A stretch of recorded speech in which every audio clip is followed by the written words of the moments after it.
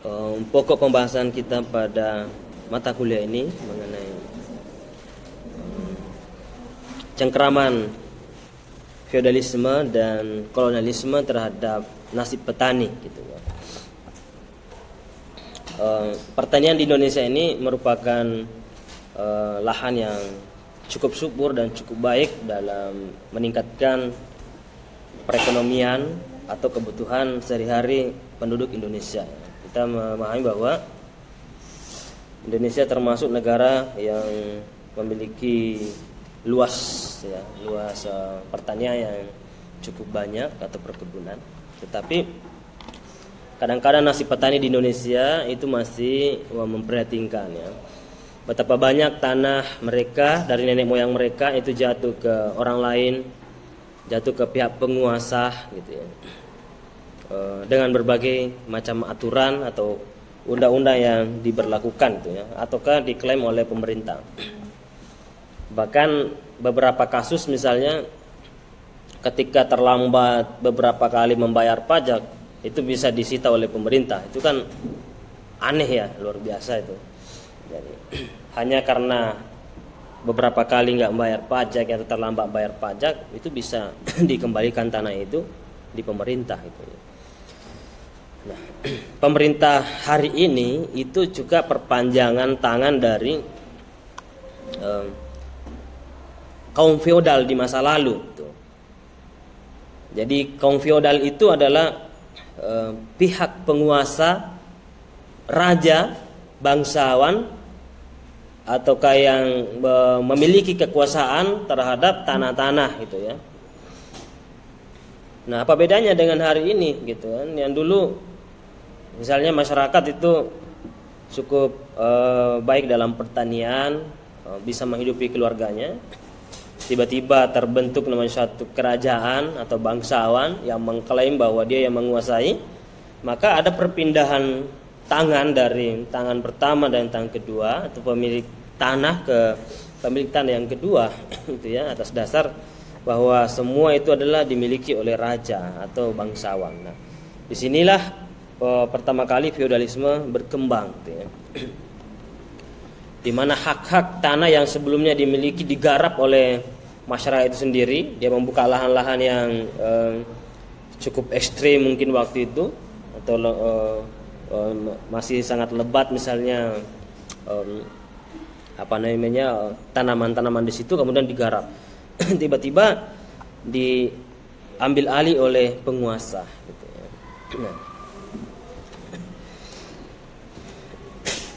Nah, kemudian ketika dikuasai tanah itu, maka ada namanya pembayaran upeti ya, pajak yang mencengkeram. Yang dulunya para petani itu sebagai pemegang kekuasaan terhadap pertaniannya, sekarang menjadi buruh gitu ya. Jadi berubah dari status pemilik menjadi buruh gitu ya. Itu kan menurunkan kelas ya. Kelas yang menjadi pemilik karena adanya feodalisme, maka dia menjadi para pekerja gitu ya, kaum buruh gitu. Bahkan ada banyak masyarakat yang tidak memiliki tanah gitu ya, karena tidak bisa ya, tidak berhak gitu, karena tidak ada bukti-bukti yang menguatkan bahwa itu miliknya gitu ya. Okay. Nanti di masa selanjutnya ketika kolonialisme berkembang, kolonialisme itu bagian daripada kapitalisme ya. Kapitalisme punya hasrat yang sangat besar bagaimana bisa memproduksi sebanyak-banyaknya dan melipat gandakan modal. Nah, tentu ketika kapitalisme itu misalnya berkembang di barat ya, atau negara-negara tertentu seperti misalnya di Amerika, di Inggris, ya memproduksi itu kan butuh konsumen. Anggaplah misalnya minuman apa yang ada di Indonesia ini yang sering Anda jumpai itu produksi milik asing itu. Ya? Apa? Pepsi, apa lagi? Coca-Cola? Ya? Gimana, apa lagi? Yang sering Anda konsumsi itu, atau biasa Anda konsumsi gitu ya. Ya. Itu perusahaan-perusahaan yang begini, misalnya di mana? Di Amerika ketika memproduksi minuman-minuman seperti itu kan membutuhkan konsumen gitu. Nah, untuk mendapatkan konsumen ini maka dia harus menguasai beberapa negara gitu. Karena kalau di Amerika sendiri itu tidak cukup gitu. Karena sistem perusahaan itu kan terus memproduksi. Nah, untuk apa kita memproduksi kalau itu tidak terjual? Kan rugi. Nah, berarti kita harus mengekspansi ke negara lain gitu. Nah, di masa Belanda misalnya, ketika Belanda mengalami krisis ketika berhadapan dengan Belgia, nah Belanda ini mencoba mengekspansi kekuasaan di daerah lain supaya mengembalikan ekonomi mereka yang sangat kekurangan sekali di Belanda. Maka dia menguasai beberapa negara termasuk Indonesia yang sangat lama berkuasa, termasuk tanam paksa ya, dan itu namanya kolonialisme. Ya, kolonialisme itu satu satu cara mengekspansi, menguasai negara lain atau wilayah lain, dan menganggap dirinya adalah ras tertinggi gitu. Justru orang pribumi, orang Indonesia sendiri itu dianggap babu, rendahan gitu, budak gitu. Nah, sifat budak ini itu masih banyak sampai hari ini gitu. Coba misalnya dilihat di Facebook, Instagram, TikTok gitu. Kalau ada orang bule datang ke Indonesia, lomba-lomba kan ingin berfoto gitu. Mengapa begitu? Karena di dalam pikiran kita menganggap bahwa ras mereka itu lebih tinggi gitu. Kalau kita berfoto dengan mereka seolah-olah kita naik kelas. Padahal itu penjajah, penjahat. Mengapa? Karena tertanam dalam diri kita sejak sekitar 350 tahun, pola pikir bangsa Indonesia itu dirubah bahwa Anda ini adalah kelas bawah itu. Yang kelas penjajah itu adalah kelas yang ras yang tinggi, apalagi kulit putih misalnya. Itu sampai sekarang di negara-negara lain masih banyak itu rasis-rasis ya. Kulit hitam dihina oleh kulit putih. Itu memang suatu sejarah panjang gitu ya. Gitu. Pemain Real Madrid saja itu sering dibully. Siapa tuh? Yang hitam. Vinicius Junior ya. Itu kan sering rasis itu ya. Karena dia kulit hitam. Di negara lain itu banyak yang belum merdeka, tapi di Indonesia itu kita sudah selesai pada persoalan itu ya. Jadi kalau orang mau bicara tentang perbedaan ras, suku dan Indonesia menjadi kiblat itu. Sudah selesai persoalan itu. Tapi ada beberapa hal yang belum selesai, yaitu misalnya kita menganggap bahwa orang-orang dari luar kita itu adalah lebih tinggi kedudukannya. Justru tidak mau berfoto ketika itu temannya kulit hitam. Nah, ini kan salah itu. Padahal sesama negara sendiri. Berarti kita selama ini terjebak ya pada pola-pola kapitalisme tadi. Nah, sama dengan hari ini, ketika perusahaan-perusahaan di Amerika, perusahaan di Inggris, di negara-negara maju, Jerman misalnya, itu kan memproduksi banyak hal, teknologi kah, dan makanan kah, fashion kah, dan lain-lainnya. Itu kan membutuhkan pelanggan.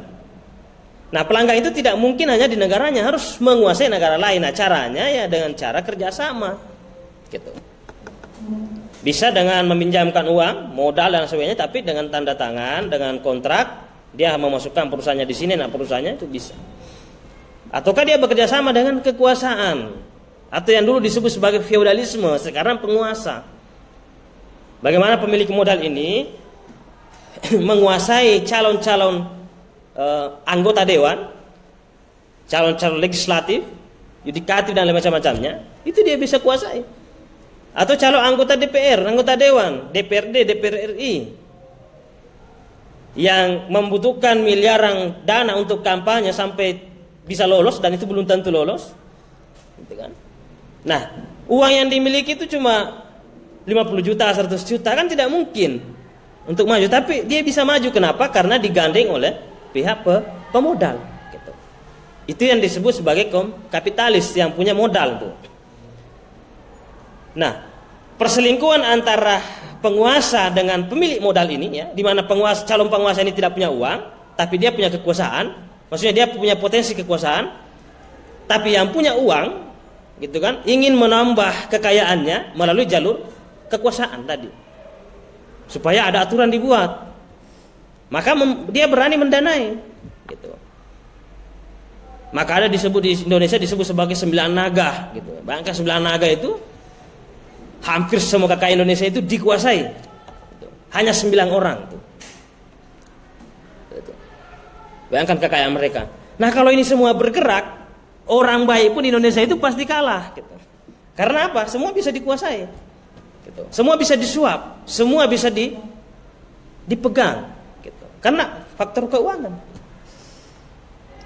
Maka dari beberapa periode ke periode dalam sengketa pilpres itu di Indonesia itu sangat luar biasa tuh. 2014, 2019, 2024. Itu selalu sengketa. Mengapa? Karena banyak kecurangan yang kita jumpai di situ. Mengapa banyak kecurangan? Karena itu tadi ya, karena tidak fair dalam pertandingan kita. Sebabkan bermainnya para kapitalis tadi itu. Itu punya kepentingan mereka untuk menambah besar bisnis mereka, menambah lahan mereka, ya, gitu. Nah, okay. Yang viral beberapa minggu lalu misalnya atau beberapa bulan lalu mengenai 271 apa? Ya, 271. Berapa jumlahnya? Ya, berapa?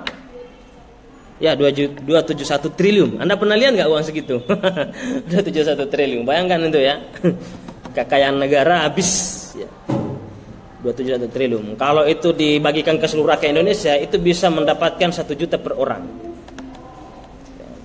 Seluruh Indonesia loh. Tapi hanya 1 orang yang menguasai atau beberapa orang saja. Bayangkan ketimpangan di Indonesia itu. Kalau itu tidak dikorupsi, ya, yang dinikmati hanya 1 sampai 10 orang misalnya, itu bisa mengembangkan perekonomian di Indonesia ini. Berapa banyak misalnya dalam pertanian irigasi yang bisa dibangun dengan uang segitu. Hampir setiap kabupaten itu bisa dibangun ya, irigasi supaya pertanian kita meningkat kalau itu tidak dikorupsi. Itu baru satu orang yang satu kasus. Apalagi hampir semua pejabat kita itu korupsi. Bahkan ketua KPK pun tersangka. Bayangkan ini. Ini adalah negeri yang sangat gila gitu ya. Negeri yang ugal-ugalan tuh. Negeri yang tidak memiliki masa depan. Kalau tidak ada perubahan secara signifikan tuh. Kenapa? Hampir semua korupsi itu. Dan korupsinya luar biasa, bukan miliar lagi, triliunan tuh. Di pejabat-pejabat sebelumnya, di era-era sebelumnya ada korupsi, tapi hanya korupsi beberapa tempat saja, dan itu nggak seberapa. Sekarang itu makin berlomba-lomba itu korupsinya. Nah, siapa yang sengsara? Rakyat kecil, para petani itu, para pelaut, para perkebunan. Mengapa mereka sengsara? Pajak, berbagai macam pajak yang harus dia bayar. Pajak tanah, pajak kendaraan, pajak apa saja. Kemudian kelangkaan pupuk, racun yang mahal itu menyebabkan dia bisa saja hanya kembali modal atau tidak kembali modal. Kalau gagal panen, itu sering gagal panen. Apalagi Jawa Tengah, itu banyak kasus-kasus yang daerah pertaniannya memprihatinkan. Misalnya di Kebumen, beberapa daerah di situ itu sering gagal panen. Mengapa dari dulu sampai sekarang tidak ada antisipasi, tidak ada perbaikan dari situ? Nggak ada dananya, karena dana itu diambil lari oleh perampok-perampok negara ini. Nah, siapa yang mau menangkap mereka? Yang bertanggung jawab menangkap mereka juga melakukan hal yang sama. Nah, siapa yang menentukan itu? Adalah penguasa tertinggi. Jadi ini permainan yang sangat membahayakan itu untuk bangsa dan negara kita.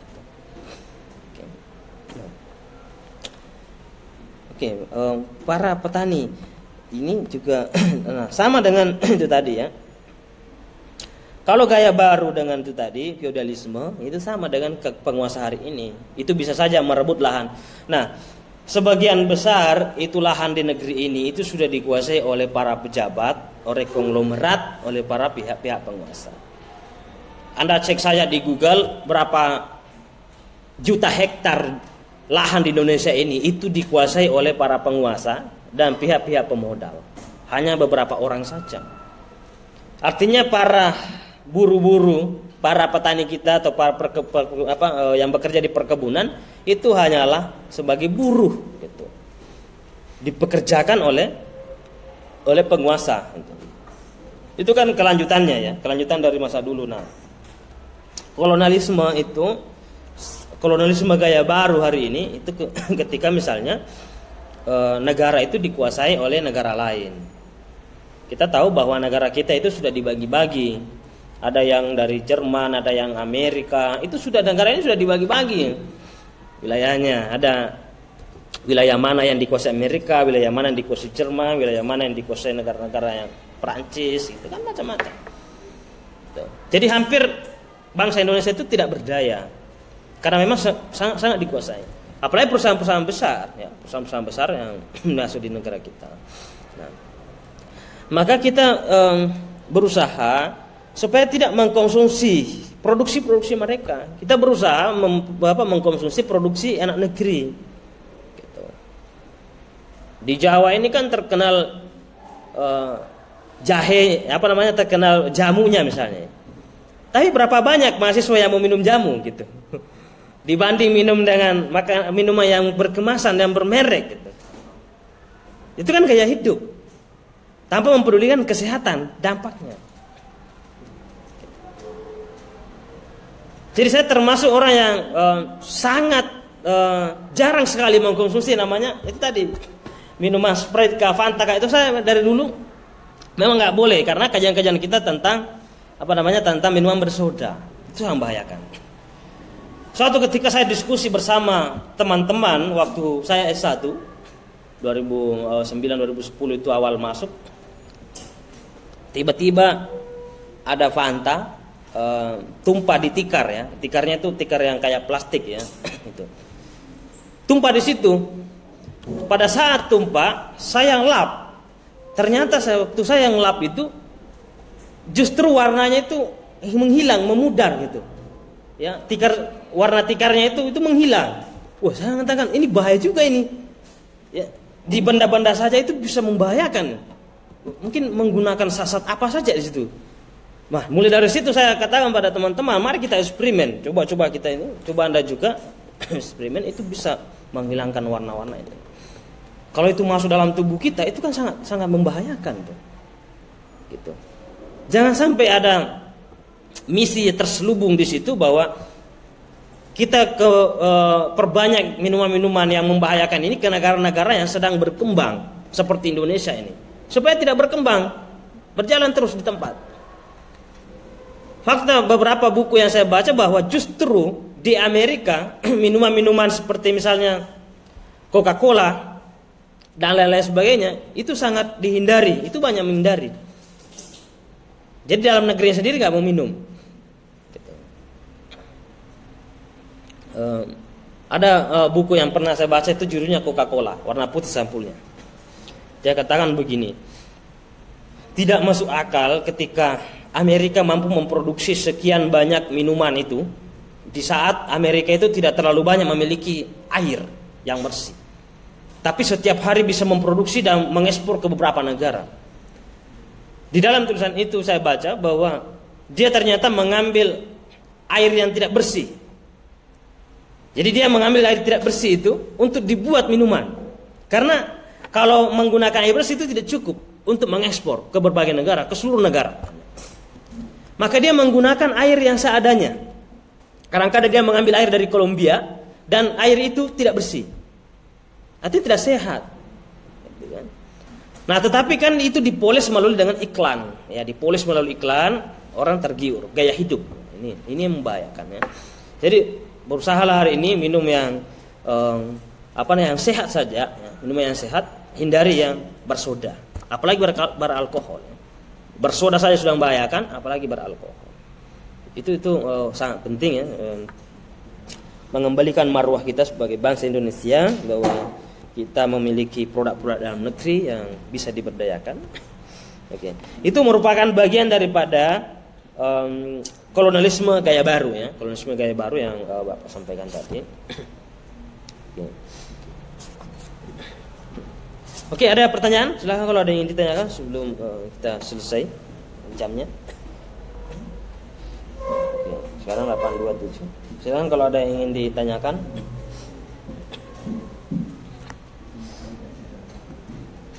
Oke, bahwa kesimpulan pada pertemuan hari ini, dua hal yang menyebabkan cengkeraman ataukah penderitaan masyarakat bawah di Indonesia ini, yaitu pertama adalah sifat feodal dari penguasa, dan yang kedua adalah sifat kolonialisme dari kaum kapitalis. Jadi dua hal ini, ya. Oke. Dua hal ini yang sangat membahayakan kita, yang mesti kita memiliki kesadaran yang besar supaya bisa kita mengubah masa depan bangsa ini melalui dengan apa yang kita perjuangkan hari ini. Minimal pola pikir itu harus dirubah, banyak belajar, banyak membaca, banyak kajian, ya, supaya lebih mengerti, memahami bagaimana kondisi kenegaraan kita hari ini dan merancang masa depan. Karena yang akan menggantikan para penguasa-penguasa di masa depan adalah Anda semua, gitu kan. Ada generasi-generasi selanjutnya, gitu ya. Maka kalau Anda menjadi generasi yang berproses hari ini, itu bisa menjadi pencerahan masa depan atau harapan masa depan bangsa dan negara. Sekian, wabillahi taufiq wal hidayah. Assalamualaikum warahmatullahi wabarakatuh.